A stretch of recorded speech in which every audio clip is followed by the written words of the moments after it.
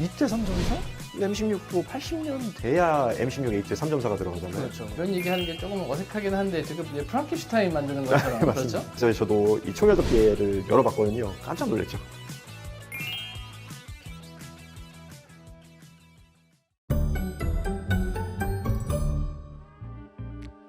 전쟁기념관을 만나는 새로운 방법 W토크에 오신 것을 환영합니다. 저는 고한빈이고요. 우리 W토크는 전시, 유물, 교육 등 전쟁기념관 안에서 일어나는 각종 재미있는 일들을 우리 직원들의 목소리로 직접 전해드리는 프로그램입니다. 오늘도 여러분께 흥미로운 유물을 소개해드리기 위해 이 자리에 왔는데요. 오늘 소개 도와주실 전시유물부의 최윤관 학예사님 함께해 주시고 계십니다. 안녕하세요. 예, 안녕하십니까. 먼저 지금 저희가 있는 지금 전시실이 지금 우리 전쟁기념관 3층에 있는 국군 무기 발전실이라는 곳이에요. 이거 전시실부터 좀 간단히 소개해 주시죠. 예, 3층 국군 무기 발전실은 대한민국 창군기부터 지금까지 대한민국의 육군과 해군, 공군 그리고 해병대가 사용했던 모든 이제 무기들을 한 군데에 전시하는 공간입니다. 물론 여기에는 현용인 이제 무기들도 있지만 시제품으로 끝난 무기들, 그 다음에 앞으로 미래 전장에 사용될 무기들까지 전부 모형이나 실물로 한 군데에서 볼 수 있는 공간입니다. 맞습니다. 그 우리가 번개 사업으로부터 시작됐던 우리 대한민국 무기 개발의 시도가 지금까지 어떻게 흘러왔는지 이거 지금 국군 무기 발전실에서 한눈에 살펴볼 수 있는데 그 중에서도 오늘은 우리 대한민국의 대표 소총인 K2 소총, 그 소총을 개발하기 위한 과정이 있었던 각종 시제 소총들이 있잖아요. 그 소총들을 우리가 함께 살펴보려고 하는데요. 저희가 지금 가지고 있는 소총들 중에서 좀 특별하다고 할 수 있는 게 이 3층 국군 무기 발전실이 있는데요. 대한민국의 지금 현용 소총이 K2잖아요. 그 전까지 물론 시제품이 있을 거예요. 그걸 다 XB 시리즈라고 부르는데 저희가 지금 소장하고 있는 XB 시리즈는 XB 4호를 제외한 모든 XB 1호부터 7호까지를 소장을 하고 있습니다. 다들 뭐 K2가 어느 순간 이렇게 뿅 나왔다 이렇게 생각하실 수도 있는데 당연히 무기는 다 시제 단계를 거쳐가지고 발전을 하는데 그 시제품들이 지금 저희 전쟁기념관에 다 있다고 보시면 되겠습니다. 그러니까 사실 우리가 K2 소총 너무 익숙한 총이어서 그런데 우리가 상당히 오랜 개발 시간을 두고 만든 총이잖아요. 예, 맞습니다. 개발 시기가 어떻게 되죠? 거의 10년 이상 걸린 걸로 알고 있습니다. 실제 개발 시기는 1972년부터 시작을 한 것으로 추정을 하고 있는데요. K2 소총이 전군에 보급이 시작된 게 1985년이니까요. 장장 12년 이상을 총 하나 만드는데 소모한 것이라고 볼 수 있겠죠. 그렇다면 사실 우리 그 XB 시리즈, 그러니까 K2 소총의 시제 소총을 알아보기에 앞서갖고 그 개발 과정 역사를 좀 더 좀 자세히 좀 들여다볼 필요가 있을 것 같아요. 먼저 당시 어떤 배경에서 그 우리가 앞서 M2 카빈을 통해 소개했던 번개 사업 그리고 그 이후에 있었던 XB 시리즈라고 불리는 사업들이 어떻게 진행되는지 궁금한데요. 먼저 이 얘기를 하자면 대한민국 최초의 자동 소총부터 이야기를 해야 될 것 같아요. 우리가 베트남 전쟁 때 처음 받아왔던 M16 소총이라는 게 있잖아요. 예, 맞습니다. 먼저 대한민국은 8월 한국군으로 이제 파병을 가게 되잖아요, 베트남 때. 그러니까 66년부터 이제 XM16 E1이라는 미국제 자동소총을 받은 게 그게 시발점으로 돼가지고 나중에 68년, 69년 되면은 대한민국 그 8월 국군도 M16A1을 받게 됩니다. 그러니까 당시 미군의 제식 소총이었던 거죠. 예, 맞습니다. 예, 미군의 제식소총을 받게 됐는데 그 당시에 대한민국의 정세도 좀 알아봐야 돼요. 물론 그렇게 베트남 파병을 통해 가지고 그 당시 최신의 소총을 받고는 있었지만 문제는 대한민국 내부의 사정이었죠. 68년에 김신조 사건도 있었고 이제 베트남 전쟁이 장기화되면서 미국에서도 닉슨 독트린이 발표가 되면서 그 각 주권국의 주권은 알아서 지켜라 이런 식으로 점점 이제 넘어가게 되잖아요. 그렇죠. 미국의 그 대외 정책이 약간 축소되는 예. 시기였죠. 그러다 보니까 대한민국에서 실제 주한미군도 이제 2만 명 이상이 빠지게 되고 그러면서 대한민국 국가안보에 빨간불이 들어오게 된 거예요. 그러면서 예비군도 들어오고 문제는 이 예비군들을 무장을 시켜줄 기본적인 총조차 없으니까 만들었던 게 M2 카빈 그 1차 번개 사업 때 나왔던 M2 카빈이었거든요. 뭐 실질적으로는 그게 뭐 대량 양산까지는 안 됐지만 그 다음에 정규군한테도 언제까지 계속 카빈하고 뭐 에반게런들을 들려줄 수는 없잖아요. 이미 베트남전에서 M16을 받아보고 이 맛을 아니까 대한민국도 이 M16을 그 누구보다도 빨리 대량으로 이제 보유를 하고 싶어 했던 것도 있어서 1970년부터 그 한미 양해각서를 통해서 대한민국에 M16 소총 공장이 이제 들어오는 게 타진이 되죠. 그러니까 더 이상 이제 미국에서 M16을 원조 받는 걸 넘어왔고 예. 대한민국에서 직접 M16을 생산하게 되는 계기가 되는 예, 거잖아요. 맞습니다. 처음에는 예, 공식적으로는 24,000정에서 24,500정 정도를 미국으로부터 들어는 왔는데 직도입한 거죠. 예, 그렇죠? 그런데 그것만으로는 부족한 거죠. 그래서 1970년에 상호 양해각서를 통해서 M16을 이제 대한민국에서 생산을 하겠다는 거에 타신이 됐고, 예, 앞서 언급했다시피. 그런데 문제는 1회 물량으로 60만 정이었거든요. 60만 정. 예. 60만 정까지 생산할 수 있다는 예, 것이죠. 맞습니다. 그렇죠? 그러다 보니까 이게 정규군이 지금 60만을 넘기고 있는데, 그 다음에 예비군까지 앞서 언급한 예비군까지 포함하면 그렇죠. 그 당시 시기면은 정규군이 한 70만 그렇죠. 정도였고 예비군만 100만 명이 넘는 상황이었어요. 근데 60만 정 가지고는 역시 택도 없는 상황이었겠죠. 그렇죠. 그러다가 이제 총기가 이게 뭐 계속 천년만년 쓴 게 아니라 소모도 되니까 비상인 거죠. 어떻게 보면 M16에 준하는 자동수총이 필요했던 거예요. 그런데 M16은 그 당시 로열티를 받고 있었거든요. 라이센스니까 한정당 6.5달러씩 미국에 보내서야 했어요. 그 총 하나를 생산할 때마다. 그러다 보니까 M16하고는 완전히 다르면서도 대한민국 독자적인 자동수총 무언가를 분명히 만들어야 됐었던 거죠. 예. 그렇죠. 장기적으로는 M16을 대체할 국산 자동 소총이 예. 필요하게 됐던 상황이고 그것이 이제 이러한 배경으로 이제 시작된 게 우리가 이전 영상에서 소개됐던 번개 사업이나 지금 오늘 우리가 소개할 때 XB 시리즈 개발이라고 생각되는데요. 제일 먼저 만들어졌던 XB 시리즈의 첫 번째 모델, 우리가 XB1이라고 부르는 것부터 살펴봐야 될 것 같아요. 이 XB1은 언제 만들어진 거죠? 사실 XB 소총 자체가 그렇게 지금 남아있는 자료가 많이 없어요. 어떻게 보면은 기밀사항에 붙여져가지고 지금도 뭐 오픈이 되지 않은 부분도 있을 텐데 XB1은 지금 추정으로는 ADD가 아니라 키스트, 한국과학기술연구원에서 처음 개발을 시도했던 것으로 추정을 하고 있습니다. 추정하고 있는 거죠. 네, 예. 그렇죠. 전체적으로 딱 봤을 때 진짜 정말 어떤 다른 말로는 정말 듣도 보도 못한 디자인을 가지고 있죠. 그렇죠. 네. 네, 뭔가 좀 만들다 만 듯한 생김새도 좀 인상적인데 대표적인 게 이 총의 특징이라고 할 수 있는 게 먼저 철판 프레스 방식이에요. 총을 만드는데 그 예, 철판을 눌러서 만드는 방식인 거잖아요. 그렇죠? 그 당시 M16은 다 알루미늄 절삭 가공이었잖아요. 그런데 갑자기 난데없이 철판 프레스? 네, 대한민국에서는 M16 만들려고 절삭 가공 능력을 열심히 지금 연마하고 있을 텐데 갑자기 철판 프레스가 튀어나오면 좀 생소하죠. 그 상당히 재미있는 특징인데 지금 시청자분들은 사실 이게 어떤 의미인지 잘 이해를 못하실 수 있을 것 같아요. 좀 부가 설명이 필요할 것 같아요. 예. M16 소총의 총몸이라든지 했을 때는 저 큰 쇳덩어리를 두고 그것을 이제 조그맣게 깎아서 예. 모양을 만드는 그야말로 이제 절삭 가공으로 만드는데 사실 이렇게 만들면 정밀하게 만드는 것도 가능하지만은 상당히 시간도 많이 들고 또 아주 복잡한 기술도 필요한 것들인 거죠. 근데 철판 프레스라 하면 말 그대로 얇은 철판을 기계로 눌러갖고 모양을 만드는 거잖아요. 그러니까 좀 다소 투박하긴 하지만은 상대적으로 저렴한 비용으로 쉬운 기술로 만들 수 있는 그런 기술이었던 거잖아요. 예, 그러니까 맞습니다. 우리가 그 비슷한 시기에 철판 프레스로 만들었던 총들이 뭐가 있죠? 그 당시에라고 대한민국에는 없었고 네. 그 당시 뭐 59년부터 소련이 AKM을 생산하면서 그래도 철판 프레스가 좀 자리 잡기 시작했고 서유럽이 그래도 철판 프레스 가공이 좀 많이 발전을 하기 시작합니다. 그러니까 우리 입장에서는 상대적으로 저비용, 저기술로 만들 수 있는 총몸으로서 이제 철판 프레스 같은 거를 검토를 했던 것 같아요. 예, 그러다 보니까 마침 요즘 사람들 눈에 보기엔 되게 투박한 예, 맞습니다. 설계의 총이 나와버리는 것이죠. 혹시 그거 외에 다른 특징들은 뭐가 있나요? 그거 외에는 일단은 탄 자체도 그 당시 시대상을 반영해서 7.62 곱하기 51 나토 그 당시에 나토 표준 규격 탄을 사용을 했었습니다. 그리고 조종관 같은 경우도 저도 처음 이제 저 실물을 내려가지고 볼 기회가 있었거든요. 완전 분해할 기회도 있었고 그때 좀 많은 부분을 얻게 되었는데 그 당시에 3.4가 있는 거예요. 이때 3.4? M16도 80년 돼야 M16A2에 3.4가 들어가잖아요. 그렇죠, 그렇죠. 서유럽 같은 경우는 그래도 좀 기술이 발달하면서 70년대 중반부터 3.4 기구가 좀 각광을 받기 시작했는데 이게 73년 정도에 나온 거라고 제가 추정을 하고 있었다고 했잖아요. 그때 3.4라 굉장히 그러니까 특이하죠. 상당히 특이한 특징처럼 보이는데 뭐 어떤 것을 참고해갖고 그런 기능이 들어가는지는 모르겠지만 재밌는 상상은 가능할 것 같아요. 아마 그 당시 총기 개발하시던 분들이 여러 가지 아이디어를 여기서 아마 저 상태로 총을 생산하겠다가 아니라 말 그대로 시험하는 단계로서 다양한 가능성들 저 총을 통해서 이제 만지작거리고 있었던 게 아닌가 같은 생각도 들어요. 그렇다면 이 총 뭐 성능이나 내구성 같은 건 어땠을까요?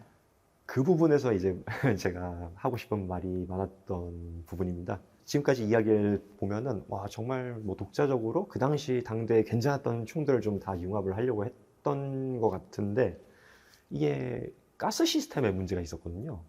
자동 소총에는 잘 사용 안 하는 그 가스 트랩 방식을 사용했습니다. 가스 트랩 방식이죠. 그러니까 총을 쏠 때 나오는 그 발생되는 그 가스를 말 그대로 그 덫처럼 그 앞에서 잡아갖고 예. 다시 노리쇠로 되돌려서 노리쇠를 왕복시키는 방식인 거잖아요. 예. 그죠? 그러니까 아마 설계적으로는 단순했는데 자동 소총에 적용하기엔 다소 좀 어색한 그렇죠. 구조였던 것이잖아요. 예. 그러니까 아마 저 독자적으로 잘 설계는 했지만 그 자동 소총에 대한 이해가 다소 부족했던 첫 단계 소총으로서 어떤 그 약간 결함 같은 게 보인다는 예, 맞습니다. 느낌인 것 같은데 그렇다면 그 다음 모델에서 이제 어떻게 발전했을지도 이제 궁금해져요. 그 XB1 바로 그 다음 단계인 XB2 모델에서는 어떤 변화가 있었나요?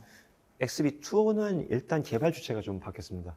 XB1 같은 경우는 키스트에서 처음 만들었다고 그렇죠. 추정을 하고 있잖아요. 사실 XB1에도 또 별도로 이제 파생형이 있었습니다. 그때부터 ADD에서 개발을 이어받게 됐는데요. 그 국방과학연구소 그렇죠. ADD인 거죠, 그죠? 예. 그런데 XB2부터는 딱 봐도 원에서의 그 느낌은 어디 온데간데 없고 M16을 굉장히 활용한 듯한 모습이 그렇죠. 좀 이게 인상적이에요. 디자인적으로는 아주 급격히 바뀌었고 XB1과 XB2의 이제 디자인적 차이는 너무 큰데 생김새는 사실 우리 눈에 상당히 익어요. 그렇죠. M16에 강한 영향을 받은 듯한 디자인으로 가고 있죠. 저희가 지금 소장하고 있는 게 XB2에서도 첫 번째 시제품인데 잘 보시면은 뒤에는 M16 A1이죠. 그런데 재미있는 사실이 이게 그 당시에 베트남 전쟁 당시에 들고 왔던 XM16 E1 총몸을 말 그대로 잘라서 얘 뒤에만 쓰고 그러니까 뒤에 있는 버퍼 스프링하고 이런 방아쇠 그룹하고 이런 부분을 쓰고 총몸은 또 저희가 따로 만들었거든요. 그 다음에 탄창 부분도 보면은 7.62 51 나토 탄이 꽂히게 되어 있고 총열은 또 거기에 맞춰야 되니까 M1 게런드용 총열을 잘라서 그걸 또 절삭 가공을 해가지고 그냥 그걸 그대로 위에 붙인 거예요. 사실 지금 우리 국산 소총 갖고 이런 얘기하는 게 조금 어색하긴 한데 되게 프랑켄슈타인 만드는 것처럼 그렇죠? 하부는 이렇게 M16을 닮은 게 아니라 M16 소총을 정말 쓴 거고 예, 맞습니다. 상부는 그 7.62mm 탄환에 맞게 M1 소총용 총열을 썼다는 거잖아요.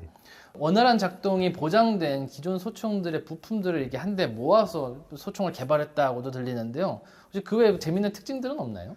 지금 앞에 총열답게 보면은 그 당시에 우리도 이 플라스틱 사출 기술이 꽤 있었나라고 생각되는 느낌이잖아요. 색깔 보면은 A1용 그 삼각형 총열덮개하고 굉장히 똑같아 보이는데 그 총열 덮개가 아닌가요?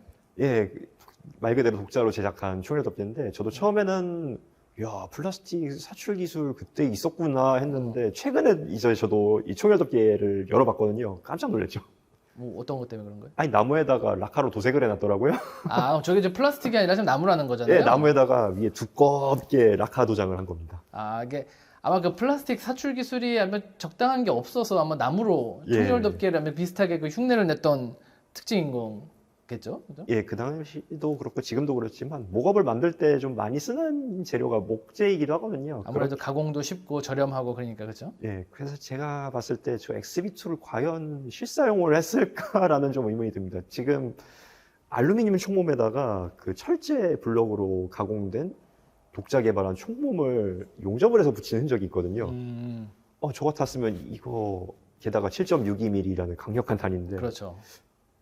이거 쏴도 괜찮을까라는 좀 의심부터 먼저 드는데 실제로 쏜 게 보이더라고요. 아, 사용 흔적이 예. 보이나요? 네. 그런데 개머리판에 뒤에 이렇게 금이 쫙 가 있는 거 보니까 제가 봤을 때는 뭔가 문제가 있었군요. 그렇죠? 예, 7.62 51 나토를 5.56mm 전용 버퍼로 갖다 그대로 충격을 받았을 것 같더라고요. 그러니까 개머리판부터 금이 쫙 갔던 거고. 그러니까 사실 XB2 단계에서는 여전히 7.62mm 탄환을 쏘는 M16 예. 비슷한 이제 디자인이 된 것이죠. 예. 그러면 우리 지금 갖고 있는 그 바로 아래에 있는 총 XB3는 사실 XB2랑 디자인 차이가 크지 않아 보이거든요. 이 총 어떤 특징이 있죠? 그냥 육안적으로 봤을 때는 조금만 바뀌었네 뭘 이런 느낌인데 많은 부분이 바뀌었습니다. 일단 총열덮개도 독자로 제작이 됐었고요. 드디어 예, 드디어. 뭔가 제작을 했죠. 예. 예, 그다음에 상부총몸하고 하부총몸 전부 다 독자로 개발을 했습니다. 이 슬슬 독자 개발의 영역이 넓어지는 거죠. 예. 그렇죠. 다만 이때까지만 해도 1973년이었기 때문에 1974년부터 대한민국의 M16A1 라이센스 생산판이 이제 보급이 됐는데 그 국산 이전이잖아요. M16A1이 그렇죠. 네. 그러니까 73년도 되면은 기장군의 M16 생산 공장이 그래도 어느 정도 기틀을 잡았던 때라서 그때 습득했던 모든 기술을 한번 갈아 넣어 본 거예요. 그런데 총몸은 알루미늄 블록이 그 당시엔 뭐 없었던 것 같더라고요. 그래서 철제 블록으로 이제 절삭 가공을 다 시험을 해서 상하부가 다 철제입니다. 아, 그렇죠. 요즘 자동 소총은 알루미늄 많이 쓰는데 이건 이제 철제로 썼다는 거잖아요. 무게가 상당했을 것 같은데요. 들어봤는데 또 무슨 마법을 부린 건지 그렇게 많이 무겁진 않더라고요. 생각보다 무게 밸런스도 괜찮고, 그 다음에 더 재밌는 거는 이제 장손잡이가 위치가 바뀌었죠. 원래는 네. M16 특유의 T형 뒤쪽으로 잡아당기는 T형 장손잡이가 특징이었는데, 이제는 탐비 배출구 쪽으로 넘어가게 됩니다.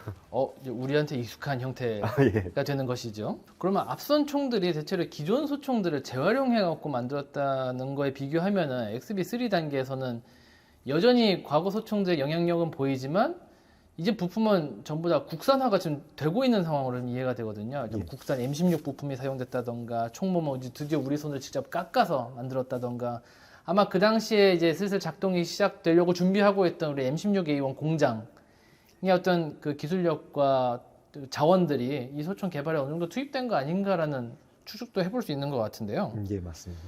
그렇다면 우리 그 다음 우리가 소장하고 있는 그 다음 모델인 XB5 얘기로 한번 넘어가 봐야 될 것 같아요. XB5도 이전 모델이랑 비교해 봤을 때는 비슷한 듯 하면서도 또 마찬가지로 어떤 차이가 보이고 있는데 XB5의 특징은 어떤 게 있을까요? 사실 XB3 다음에 4가 있어야 되는데 저희가 4가 없거든요. 바로 5로 넘어간 게 네. XB4하고 5하고 생긴 게 거의 동일합니다. 차이가 사실 없어요. 그런데 XB5부터는 상부 총몸은 여전히 철판을 이제 용접을 하고 이렇게 해서 상부 총몸은 또 철판 프레스로 갑자기 바뀌더라고요.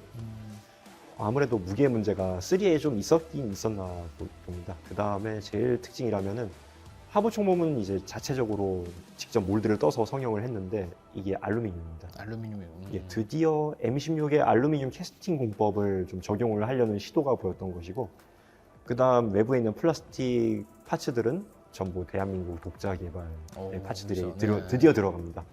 물론 3 때도 개머리판하고 이런 자잘자잘한 부분들은 그 대한민국 국산 M16 파츠들이 좀 많이 들어갔는데, 이때는 총열덮개도 어떻게 보면은 개인 독자적으로 플라스틱으로 사출해서 만든 게 들어가게 됐죠. 그리고 제일 특징이라고 할 수 있는 게 드디어 3.4가 들어갑니다. 총에 3.4 그렇죠. 예. 네네. XB5에는 이제 조종관 부분을 보면은 4가지 기능이 됩니다. 안전, 단발, 연발, 3.4. 그리고 내부에 있는 그 점사기구를 딱 봤는데, 이때 아마 그 당시 M16을 만들기 위한 사전 작업으로 도미 기사들이 미국으로 넘어갔잖아요. 콜트. M16 생산 기술을 배우기 위한 기사들인 거죠, 그죠? 예, 그때 콜트에서 한 3년간 그렇게 지식을 습득을 했었다고 제가 알고 있는데, 그 당시 그 미국 M16 콜트사의, 정확하게는 콜트사의 3.4 구조를 그때 좀 배워왔던 것 같습니다. 그 당시 M16에 3.4가 있었죠, 그죠? 예, 시제품으로는 있었죠. 그 80년대에서야 A2에는 점사만 이렇게 됐는데, 사실 베트남전 시작부터 70년대까지는 콜트사에서 4가지 셀렉터를 좀 그렇게 연구를 했던 시절이 있었습니다. 연발하고 점사 다 되게 이렇게 360도 돌아가는 그 조종관을 이용한 점사 구조였는데, 그게 XB5에 그냥 그대로 들어가 있는 걸 보고, 아무래도 도미 기사들도 이걸 봤었고 이게 괜찮아 보여가지고 5에도 한번 적용해 본 게 아닌가 그렇게 추정을 하고 있습니다. 그럼 그 당시에 그 총에 그게 3.4 기능을 넣으려고 했던 그 이유가 뭐였을까요? 1970년대 되면은 미국을 포함해가지고 유럽, 특히 서유럽 쪽에서 점사 구조를 좀 많이 그 개발을 하고 그거에 대해서 좀 노력을 많이 했던 시기가 있었습니다. 왜냐하면 베트남전 당시에 M16A1이 물론 좋은 총이긴 했지만 대부분 다 이렇게 쏘잖아요. 연발 놓고 그냥 이렇게 쏘니까. 그죠. 예, 그 반동 제어도 안 되고 연발로 했을 때 탄약 낭비가 제일 문제가 됐었죠. 그래서 다들 생각해봤던 게 인체 착탄이 됐을 때 그래도 제대로 저지를 할 수 있는 발수가 2발에서 3발 정도 되잖아요. 차라리 연발을 없애버리고 점사로 끊었을 때 반동 제어도 더 유리하고 명중률도 더 높일 수 있지 않을까 해서 서유럽도 그렇고 미국도 그렇고 3.4를 굉장히 연구를 많이 했었습니다.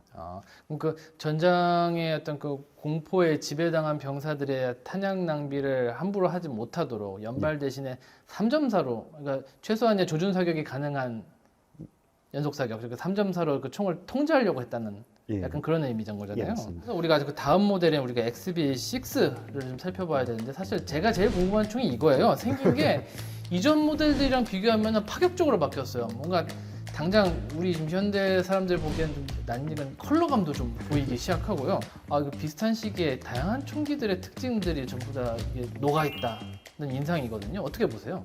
네, 좋은 질문입니다. XB1은 사실상 만들다가 이거 도저히 안 되겠네 해서 폐기된 그런 느낌이라고 보면은 XB2부터 XB5까지는 우리가 이제 드디어 라이센스 생산을 통해서 얻을 수 있는 M16A1 소총을 기반으로 해가지고 모든 기능들을 다 테스트를 해본 어떻게 보면 테스트베드격인 총이라고 했을 때 6는 그 모든 걸 집대성해가지고 그래 우리 한번 독자적인 느낌 한번 제대로 나게 만들어 보자 해서 어떻게 보면 완성 단계의 시제품이라고 볼 수 있겠습니다. 총모음 같은 경우는 드디어 알루미늄 캐스트가 들어가게 됐고요. 그러니까 알루미늄을 다 주조한 다음에 다 절삭 가공해서 상부 총모하고 하부 총모를 다 만들고 방아쇠 쪽은 그 콜트의 3.4 구조를 굉장히 많이 참조를 하는데 거기서 좀 연발자 부분은 독자적인 부분을 가미를 해가지고 미묘하게 다른 그런 공이치기 조립체를 만들고 장손잡이 부분이 되게 특이하거든요. 이렇게 손잡이가 위에 있잖아요. 스토너 63 형태의 총열덮개도 잘 보면 이거 어디서 많이 본 총인데 하는데 총을 잘 아시는 분들 아실 거예요. 스토너 63 느낌이 많이 난다. 그 다음에 소염기 부분은 저것도 어디서 많이 본 것 같아요. 맞습니다. 그 FN사의 FAL하고 FNC에 들어갔던 그 반동 앙등 억제용 소염기가 들어갔는데 형태도 똑같고 심지어 제가 치수를 재봤거든요. 똑같아요. 그래서 이거 FN에서 사다가 준 거 아니야? 이런 느낌까지 들 정도고 가늠자고 그 다음에 가늠쇠 부분은 동심원인데 가늠자 부분도 굉장히 어디서 많이 본 느낌이죠. 독일 HK의 디옵터 가늠자 그대로 들어가 있습니다. 컷도 그대로고요. 어떻게 보면은 이렇게 봤을 때는 뭐야 이거 뭐 독자는 무슨 서유럽하고 미국 거 그냥 전부 다 집대성한 거 아니야 했는데 그래도 이거를 섞는 것도 능력이죠. 그러니까 저도 이게 XB6가 유독 이 개발사 중에서도 가장 재미있는 총기라고 생각된 이유가 앞선 총기들은 대체로 우리 M16A1 소총들 연상시키는 부분들이 있었어요. 그 부품을 실제로 재활용한 것도 상당히 많았고 그 이후에 우리가 독자적으로 만든 부품도 M16에 참고를 많이 했구나라는 특징들이 좀 보였는데 2단계에 이르러서는 그 비슷한 시기에 있었던 유명한 총기 회사 이름들이 한 번씩 다 언급되는 그런 느낌이거든요. 이를테면 벨기에의 우리 이제 FN 도 있을 것이고 뭐 미국의 스토너 또 HK 같은 경우는 또 독일 회사잖아요. 그러니까 이 총기를 개발하시던 분들이 세계 각국의 총기들 중에서 이제 유명한 총기들 이미 성능이 입증된 총기들의 좋은 특징들을 전부 다 모아다가 저 XB6에다가 적용해 본 게 아닌가 이런 상상을 좀 해보게 되거든요. 근데 외형은 그런데 내부 구조에도 어떤 변화가 있었나요? 내부 구조에도 당연히 변화가 있었습니다. 그 당시 M16은 가스 직결식이잖아요. 이 가스 시스템이 단순한데 문제는 있었습니다. 아무래도 가스를 그대로 놀이새에 뿜어버리다 보니까 아무래도 안쪽에 탄매가 많이 쌓이게 되죠. 그러면 당연히 놀이새가 고착이 돼가지고 이제 신뢰성이 낮아지는 문제가 생기는데 이때부터는 이제 롱스트로크 피스톤 방식을 사용하게 됩니다. 사실 말씀하시는 방식이 우리가 명칭으로는 지금 낯설어서 그렇지 군대에서 K2 소총 만져보신 분이라면은 그게 바로 롱스트로크 피스톤 방식이잖아요. 맞습니다. 근데 그 연원은 사실 M16이 아니라 특이하게 우리의 또 적국의 소총이라고 할 만한 AK에서 온 거란 말이죠. 막 이런 설계를 채택하게 했던 어떤 배경 같은 게 있었을까요? 사실 이게 적국의 소총을 AK가 물론 롱스트로크의 대표적이긴 하지만 이게 서방 측에서도 마침 또 재밌게 맞물리게 됐는데요. 1970년대 중반부터 서방 측에서도 모든 가스 시스템을 다 통틀어서 시험을 했었습니다. 그 당시에 서유럽 쪽에서는 크게 두 가지 흐름이 있었습니다. 하나는 롤러 작동 방식, 그 독일의 HK로 대표가 되죠. 그 다음에 AK의 방식을 조금 더 다듬어 가지고 우리나라 총에도 한번 피스톤을 넣어볼까? 이거 꽤 괜찮아 보이는데 해서 벨기에하고 스위스도 그렇고 이탈리아도 그 당시에 좀 피스톤 구조를 많이 참조를 했었거든요. 아마 대한민국도 서유럽 총기들을 참조를 하면서 서유럽에서 이거 써보니까 좋아라고 하니까 그래요? 하면서 롱스트로크 방식도 같이 따라온 게 아닌가 저는 그렇게 생각을 하고 있습니다. 그렇다면 이제 AK, 그러니까 우리가 적분여 소총의 AK 디자인을 참고했다는 게 아니라 이 K2 소총을 개발하시던 분들이 뭐 우리 동맹국인 미국뿐만 아니라 전 세계 여러 총들을 동시에 참고했던 그 특징들도 함께 살펴볼 수 있는 방식인 것 같아요. 그렇다면 이제 드디어 우리 시제 소총의 가장 마지막 줄에 있는 XB7 이야기를 좀 해보고 싶은데요. 외형은 이제 완전히 지금 우리가 쓰고 있는 K2 소총에 다다른 것처럼 보여요. 이 총의 특징은 어떤 게 있나요? 가장 큰 특징이라고 할 수 있는 게 XB6까지는 7.62 곱하기 51 나토탄이었거든요. 7부터 드디어 5.56mm 45 M85라고 불리는 이제 강화탄하고 그다음에 대한민국에서 이제 K100탄으로 불리는 45 나토를 이제 사용하게 됩니다. 그러니까 지금 군이 쓰고 있는 바로 지금 그 탄환에 드디어 이르게 된 것이죠. 예. 그죠? 사실 XB6가 뭐 큰 이변이 나토에서 없었다면은 저게 양산품이 되었을 수도 있어요. 왜냐하면은 1970년대 중후반까지만 해도 그 서방 측의 국제 표준탄은 7.62 곱하기 51 나토였거든요. 지금처럼 5.56이 아니라 7.6이었던 것이죠. 그죠? 그래서 서방 측에 특히 서유럽 같은 경우는 그때만 해도 막 배틀 라이플 막 이렇게 해가지고 7.62mm급의 1m 넘는 총들을 계속 쓰고 있었는데 77년, 78년부터 이제 FN에서 만든 그러니까 M193 탄약에서 탄자 중량을 좀 더 키우고 장약을 좀 더 많이 넣은 이제 SS109라는 탄약이 이제 드디어 나오면서 그게 나토 제식 표준탄이 되거든요. 그래서 1979년에서 80년에 이제 5.56mm가 드디어 서방 세계를 제패하게 되죠. 그러니까 미국은 물론이고 유럽까지도 예. 표준탄이 한번 이제 바뀌는 시대가 있었던 것이죠. 예. 그죠? 그거에 맞춰가지고 대한민국도 7.62로 만들려고 했는데 이거 5.56으로 다시 만들어야 되네 해가지고 이제 좀 소공형화 시킨 게 XB7이라고 보시면 되는데 7 길이에서 탄창만 바꾸고 놀이새만 바꾸고 자끝 이럴 수는 당연히 없었을 거예요. 이제 6도 테스트를 해보면서 좀 불편한 부분들도 많았을 테고 총알 자체가 작아졌으니까 총 자체가 이렇게 커질 이유가 없었던 거죠. 그래서 총 전체를 한번 줄여보기로 한 거죠. 그러면서 이제 참고를 했던 게 그 당시 서유럽에서 5.56mm 소총 중에서 제일 그래도 신뢰성 높은 게 벨기에 FNC였거든요. 그 총도 좀 많이 참고를 하게 됩니다.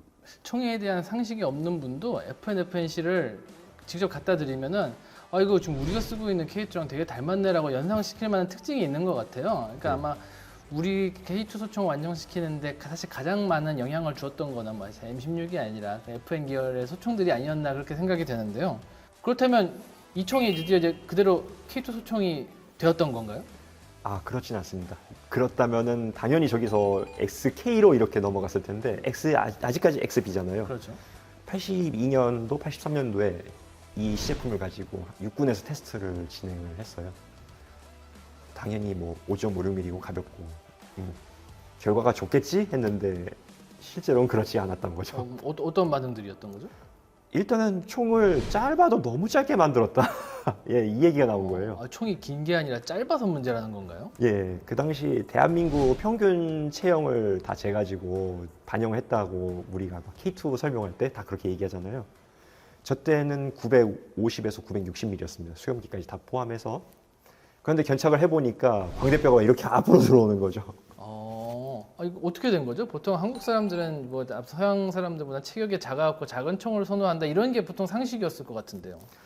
1970년대 초반하고 중반에 그 평균 키를 쟀으니까 그때 경제 성장이 한참 그래도 눈부실 80년대면은 그래도 국민이 이제 먹는 것도 좀 많이 나아지니까 그 당시 신체가 점점 서구화되고 있는데 그러니까 총기 개발사가 이제 시간이 오래 걸리다 보니까 그 사이에 한국인 체격도 이제 바뀌기 시작하는 거였군요. 예, 그죠? 맞습니다. 몇 년 사이에도 이렇게 한국인 체형이 점점 더 신체적으로 이제 커지고 이제 좀 많이 덩치가 체격도 커지고 하니까 그 이전에 가지고 있던 데이터가 아무 쓸모가 없어진 거죠.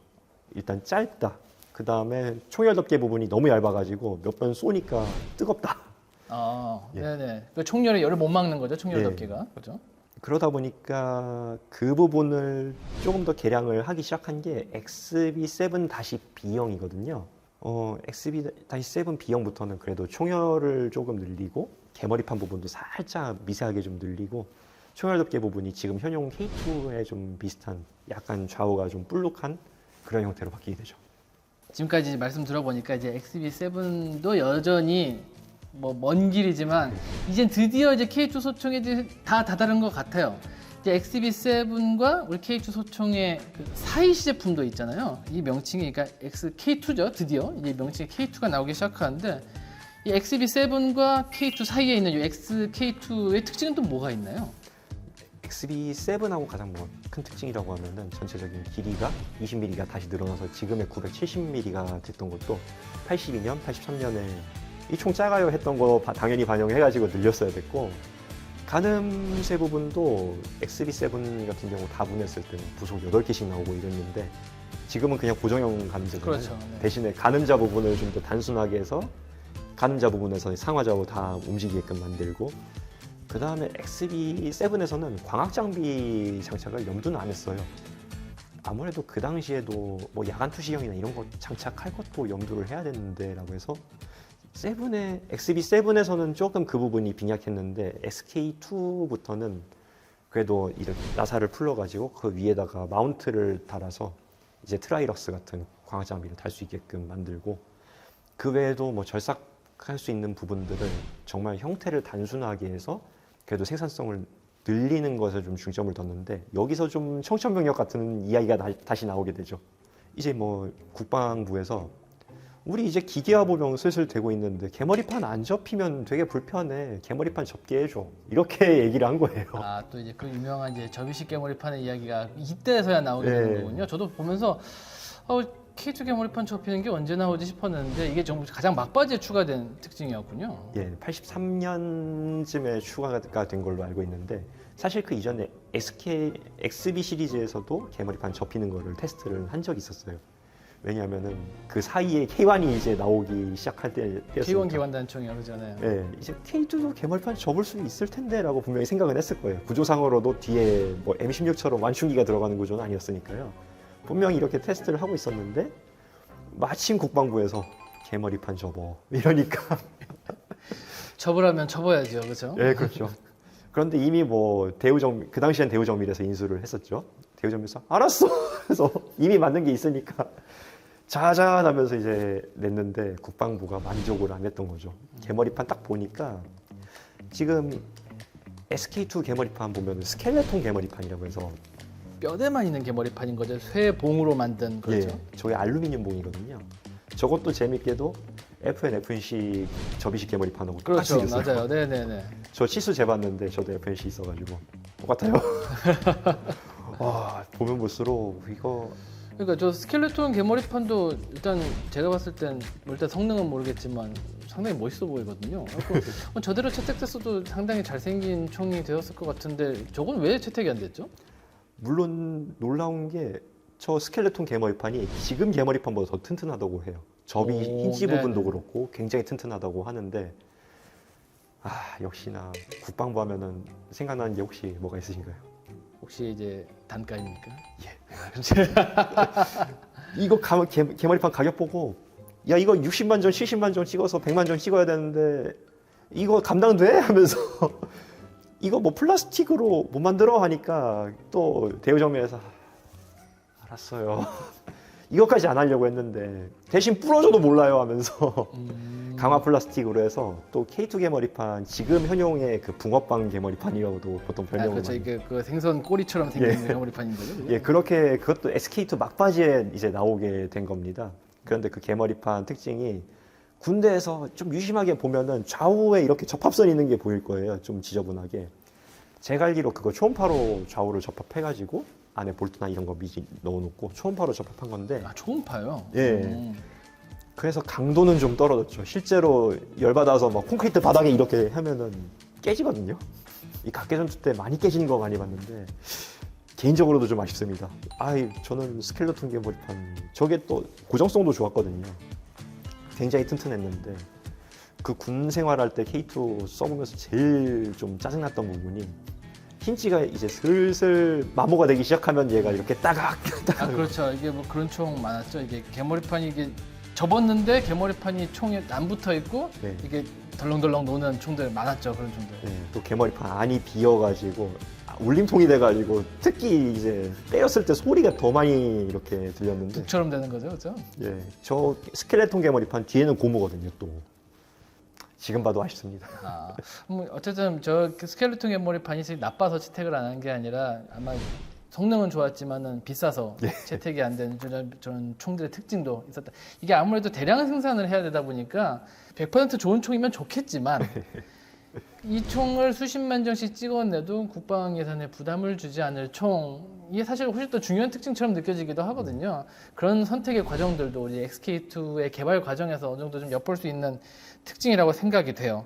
드디어 이제 이런 우여곡절들을 거쳐서 이제 수많은 시제품과 수많은 시간을 들여서 드디어 XK2에서 K2 소총으로 이제 되는 거죠.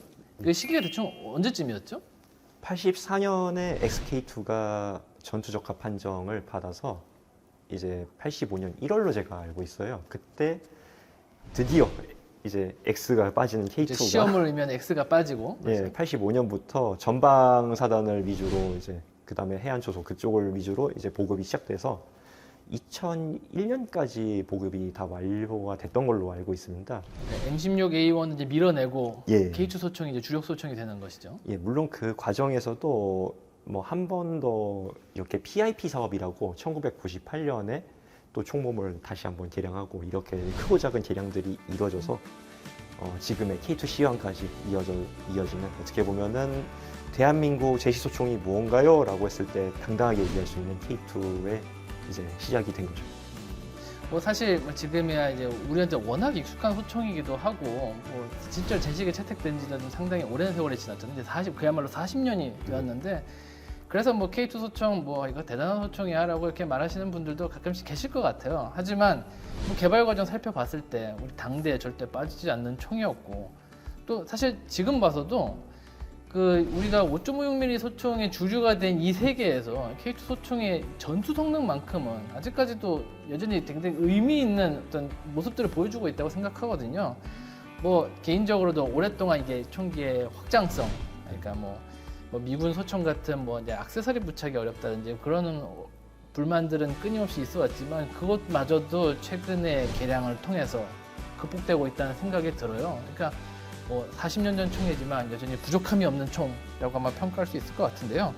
근데 이렇게 지금까지 우리가 K2 소총을 개발하는 동안 우리가 제작했던 시제품들, XB 소총들 시리즈를 저희가 살펴봤는데요. 뭐 이렇게 크고 작은 변화가 지금 우리의 K2 소총의 어떤 그 근간을 만들었다고 생각하면 이 유물들을 보는 것만으로도 상당히 의미가 있다고 생각하는데 하계사님은 이 XB 시리즈를 통해 갖고 사람들이 어떤 걸 느꼈으면 좋겠다고 생각하시나요? 사실 뭐 이실직고하자면은 저는 그렇게 생각보다 K2를 좋아하진 않습니다. 어떻게 보면은 저도 뭐 총을 엄청 좋아했었으니까 뭐 중학교 고등학교 때도 뭐 XB 시리즈 관련된 자료들 사진상으로 보면서 와 카피의 민족인가 이런 느낌을 했는데 막상 제가 이 XB 시리즈를 1번부터 그 다음에 XB7B까지 다 내부까지 다 분해할 수 있는 기회가 있었는데 그때 정말 제 생각이 많이 바뀌었던 것 같아요. 그 당시에 열악한 상황에서 총을 이렇게 좀 독자적으로 만들려고 결단을 내렸던 것도 대단하지만 그 당시 구조나 이런 것들을 봤을 때 카피를 하더라도 정말 검증된 거를 카피를 하려고 했다. 어떻게 보면 당대 서유럽의 모든 트렌드를 다 가져와가지고 어떻게 보면 최신 트렌드의 총을 만들려고 했던 거거든요.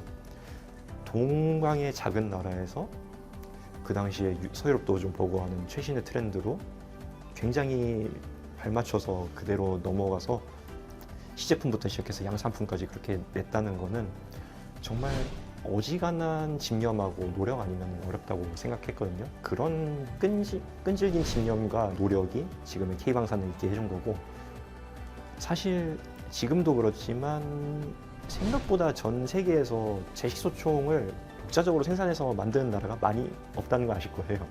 부가 장비나 이런 개량에 좀 인색하다고 느껴지는 부분은 사실이지만, 그래도 아직까지는 그 당시 피땀 흘려서 적용했던 구조들이 유감없이 성능을 발휘하는 데는 앞으로 뭐 20년까지는 문제 없지 않을까. 예, 저는 그렇게 생각하고 있습니다. 네, 저도 동의합니다. 이게 사실 절대 나쁜 총이 아니거든요. 사실 뭐 전투용으로는 사실 지금도 충분한 총이고, 아마 최근 개량을 통해서도 되게 오랫동안 우리가 또 계속 마주해야 할 총이라고 생각이 돼요. 또 더구나 사실 저희가 뭐 군대를 갔다 오신 분들이라면 누구나 느끼시겠지만 K2 소총을 좋아서 선택하시는 분들은 없잖아요. 저희가 고를 수 있는 유일한 소총이기 때문에 그 총을 받은 것인데, 뭐 개발 과정도 그렇고 지금까지 우리가 운용해왔던 과정, 또 우리가 이 총을 들고 우리가 그동안 해왔던 이 어떤 국방의 노력들을 전부 다 한데 모아서 생각을 해본다면은 우리가 절대 미워할 수 없는 총, 정말 그 옛날 70년대, 60년대, 70년대서부터 지금까지 우리 국방을 생각했던 사람들의 피와 땀이 그야말로 말 그대로 맺혀 있는 총이라는 생각이 들거든요. 이렇게 외부 지원이 거의 없이 우리의 힘만으로, 우리의 의지만으로 이런 총을 개발했다는 그 흔적 자체가 이 XB 시리즈에 잔뜩 남아있다고 생각이 됩니다. 나중에 이 영상을 보시는 시청자분들도 이 전쟁기념관을 방문하실 때 이거 3층 국군무기 발전실에 오셔서 이 XB 시리즈에 맺혀 있는 이 도전의 역사를 한번 직접 체험해 보실 수 있었으면 좋겠습니다. 네, 오늘도 함께 좋은 얘기 해주신 최용관 하계사님 감사드리고요. 앞으로도 흥미로운 이야기로 찾아뵐 것을 약속드리면서 지금까지 W토크였습니다.